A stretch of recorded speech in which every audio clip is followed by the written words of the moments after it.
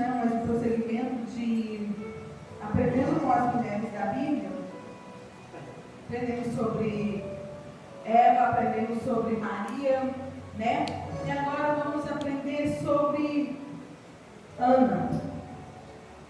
Irmãos, para vocês entenderem, antigamente, alguns homens, eles se casavam, né, com uma mulher ali que eles admiravam desde o primeiro momento em que via elas e que podemos dizer que era amor à primeira vista. E assim aconteceu com o Eucana. Ele talvez um dia viu Ana, gostou, e ali aconteceu o noivado, o casamento, como a gente sabe como eram os costumes antigos. E aí ele se casa com Ana, mas, imagino eu, né, que passado algum tempo, Ana não dá ele filhos. Ana, ela prossegue ali, ano após anos de casamento, meses e meses, e ela continua ali sem dar filhos a Eucana. Naquele tempo, quando a mulher era estéril, ela não dava à luz, ela não gerava, o seu marido ele podia recorrer a uma outra mulher, ele poderia se casar com uma outra que não fosse estéril para poder também vir dar à luz a filhos. Hoje em dia, a gente pode escolher se queremos ter ou não filhos, mas antigamente era o prazer das mulheres ter filhos, porque quando uma mulher ela gerava, era significado que ela era uma mulher fértil, uma mulher abençoada, alcançada por Deus. Quando a mulher ela não tinha filhos, ela era olhada com um outro olhar pela sociedade. Ela era zombada, ela era humilhada. Isso aconteceu na casa de Eucana. Ana, eu imagino uma mulher muito bonita, só que não dava filhos. E ela era desgostosa. Eu vou dizer uma coisa para vocês. Hoje tem muita gente que não quer e até escolhe não ter filhos. E tudo bem, cada um com suas escolhas.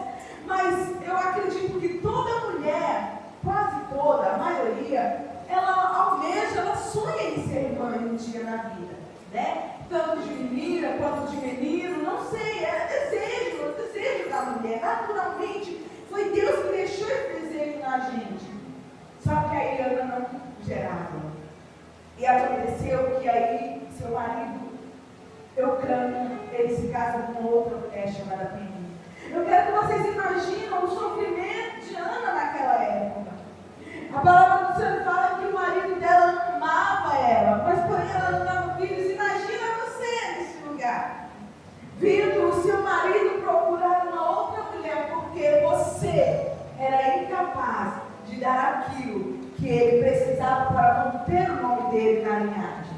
Sabe, que ter filhos naquela época não era simplesmente só porque criancinha é fofinha, o bebezinho é bonitinho, não era. Principalmente filhos homens, eles iriam dar continuidade ao legado do pai, eles iam levar o nome do pai naquela geração deles, a geração não ia acabar.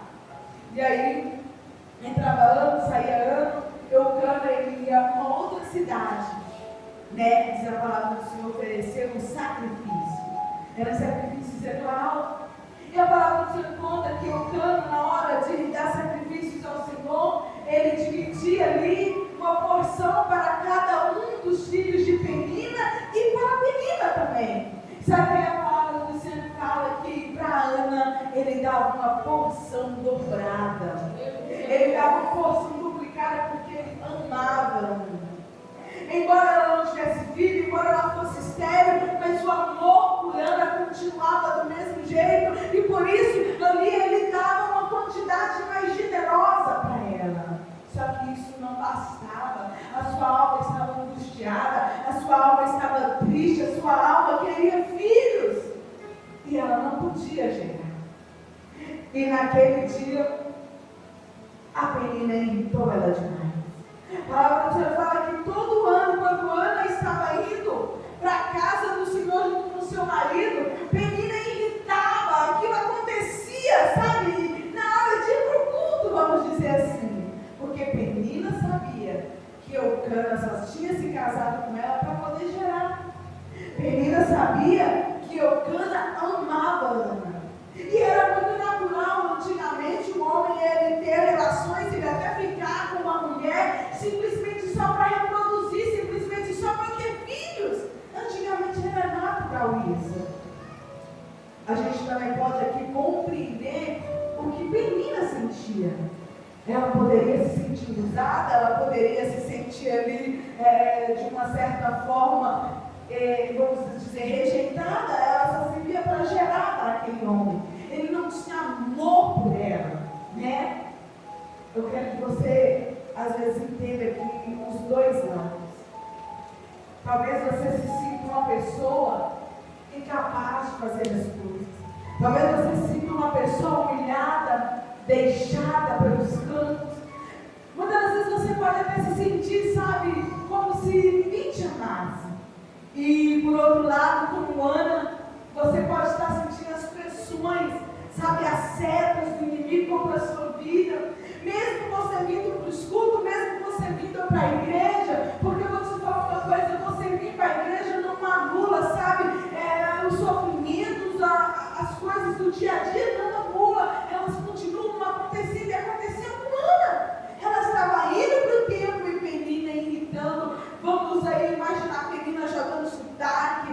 Eu posso ter filhos. O seu marido te ama, mas eu posso dar a continuidade da geração dele. Imagina a dor, a aflição de Ana. Será que você pode se colocar no lugar dela? E ali, Ana pega e chega no templo. Aquilo mexia tanto com Ana, mexia tanto com o psicológico dela. Eu não sei o que é que tem mexido com a sua mente. Eu não sei o que é que tem acontecido, sabe, para poder tirar a sua paz. Quem sabe está tirando o seu sono, quem sabe está roubando o seu apetite, quem sabe está fazendo você chorar. Mas eu quero te falar nessa noite, o Deus que contemplou as lágrimas de Ana é o Deus que contempla as nossas lágrimas. Ana ficava tão amargurada, Ana ficava tão triste com a perturbação de Penina, que ela perdia a fome. A palavra do Senhor fala que ela não comia e só chorava. Perturbação psicológica, ela estava sofrendo retaliações na sua mente, angústia. O marido dela olhava para ela e dizia: Ana, por que você chora? Por que você não come? Será que eu não sou melhor para você do que 10 filhos? Ana não entendia. Ana poderia amar ele muito mais e saber que ele era importante, mas ela queria ter o prazer de segurar uma coisinha chamada dela, de filho, sabe, algo nascido no ventre dela. Ele ainda não tinha compreendido. Vou dizer uma coisa para você: às vezes as pessoas não têm compreendido as suas lágrimas. Muitas das vezes você está rodeado de pessoas que não compreendem quando você está, sabe, perdendo o sono, perdendo a fome, às vezes passando mal por causa de um problema, por causa de algo que está acontecendo. Mas Deus, Ele está te vendo, Deus, Ele está te observando, Deus, Ele te entende, Deus, Ele conhece as suas dores. Aleluia! Ana se levanta, entra no templo. E ali a palavra do Senhor fala que ela estava tão angustiada, tão triste, que Ana, ela começa a falar com Deus, mas a sua voz não sai. Ela só consegue mexer nos seus lábios. E ela começa a falar com o Senhor, e ela faz um voto para Deus: olha, se o Senhor se atentar, ou seja, se o Senhor olhar para mim, se o Senhor me der uma chance de poder gerar um filho, eu vou dar ele para o Senhor, eu vou devolver ele, ele vai viver nos dias dele, na sua presença, e ele não cortará o cabelo e nem raspará a sua barba. Ana ali, ela fez um voto, ela consagrando a Deus o seu desejado filho. Ela poderia muito bem não ter feito um voto desse jeito. Ela poderia ter dito: Senhor, me dá um filho só para eu esfregar na cara de Penina que eu posso gerar. Me dá, Senhor, só para eu mostrar que eu posso também. Me honra diante dessa mulher. Mas eu vou te falar uma coisa: o Senhor, Ele não age dessa forma quando a nossa oração é desse jeito. Sabe, a palavra do Senhor fala que a gente pede e não recebe porque a gente pede mal. E se ela orasse dessa forma, ela iria estar pedindo mal. A forma correta foi aquela vez ela falou assim: vou entregar para o Senhor. Eu vou te falar uma coisa: às vezes aquilo que você tanto quer, mudar, sabe por quê? Porque não vai ser algo que vai vir glorificar o nome dele. Às vezes você está querendo tanto algo só mesmo para preencher o seu ego. Às vezes você quer tanto algo só para preencher, sabe? E mostrar para as pessoas que você também consegue, que você também pode. Mas quando o seu pensamento mudar, quando a minha mentalidade mudar, o Senhor Ele vai entregar. Aleluia! Quando aquilo que eu quero falar para o Senhor vai ser para te honrar, o Senhor Ele vai te dar. Não sei o que você quer um filho, Senhor, o meu filho vai ser para o Senhor. Ele vai ser um vaso teu, ele vai te servir, eu consagro ao Senhor, ele não vai ser igual aos outros. O filho que o Senhor me deu, ele vai ser do Senhor, não será meu. O Senhor ele vai te entregar. Senhor, quando o Senhor abrir uma porta de emprego para mim, não vai ser para mim esfregar na cara de ninguém, sabe, que eu consegui, mas vai ser para eu honrar a sua casa, vai ser para eu honrar as pessoas que precisam, vai ser para eu ajudar, vai ser para mim me manter e sobreviver. Porque o mundo que a gente vive é muito disso. Eu quero porque eu quero mostrar. Eu vou comprar para poder mostrar que eu posso. Mas não é isso que o Senhor às vezes tem para você. O Senhor Ele quer te dar algo que através desse algo Ele vai alcançar vidas. E olha só, o profeta Samuel nasceu através de quê? Da oração e do voto que Ana fez. O Senhor está querendo saber de você aquilo que está sendo gerado na sua dor vai ser para glorificar o nome dele? Aquilo que está sendo gerado na sua vida vai ser para glorificar Deus? Senhor, muda o meu quadro financeiro. Se ele mudar, vai ser para glorificar o nome dele? Senhor, muda o quadro do meu casamento. Se ele mudar, vai ser para glorificar o nome dele? Senhor, muda os meus filhos. Vai ser para glorificar o nome dele? Ou vai ser só mesmo por meu prazer, para se amostrar por ele? Como se diz? Se for só para se amostrar, o Senhor Ele não vai fazer. Não vai. Porque tudo que Ele nos dá é para a honra e a glória do nome dele. Detalhe, aí Ana estava orando, está mexendo com seus lábios, e ali tinha um sacerdote Eli. Alguns estudos dizem que Eli era um homem obeso e vivia sentado em uma cadeira. E Ana chega para orar e ele começa a prestar atenção. Eu vou te falar uma coisa: tem pessoas prestando atenção em você. Às vezes você ainda não parou para prestar atenção que tem gente olhando até a forma em que você entra na igreja, a forma que você cultua, a forma que você adora. As pessoas, o povo, eles estão te olhando. Imagina Deus. Eu imagino Ana no cantinho dela, só derramando lágrimas e mexendo, sabe, com os seus lábios. O profeta não entende, o sacerdote não entende. Ele devia ter visão de Deus naquele momento. Ele poderia ter discernimento, mas ele não discerniu. Ele enxugou, ele supôs algo na mente dele. E ele chega e interrompe a oração de Ana e diz: mulher, vou falar na minha linguagem, mulher, você não acha que já está tarde demais para você estar bêbada até agora? Aparta-te o teu vinho, para com isso, vamos voltar para a realidade. E naquele momento ela fala: não, meu Senhor.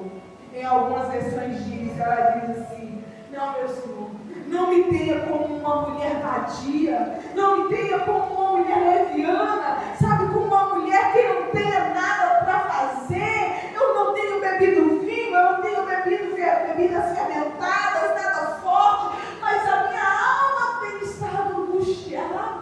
É por isso que eu tenho chorado, é por isso que eu tenho falado com o Senhor. Às vezes você está sofrendo julgamento, às vezes você está sofrendo julgamento dentro da sua casa, no seu trabalho, às vezes você está sofrendo julgamento até mesmo dentro da igreja. As pessoas olham para você, te veem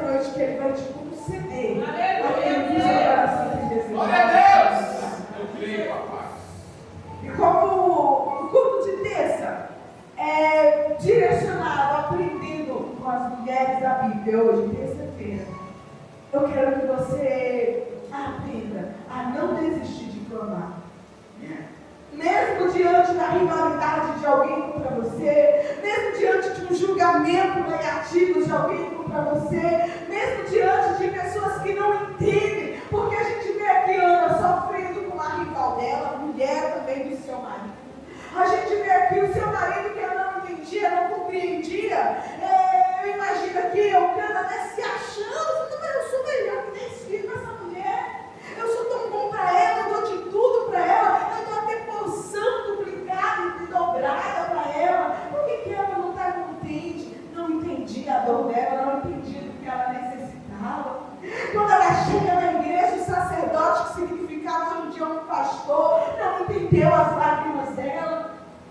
Talvez a gente está aqui nessa noite desse jeito, estamos sendo incompreendidos pela sociedade, não estamos sendo entendidos pelas pessoas da nossa família, e muitas das vezes julgados por quem deveria nos acolher, por quem deveria nos entender, nos abraçar.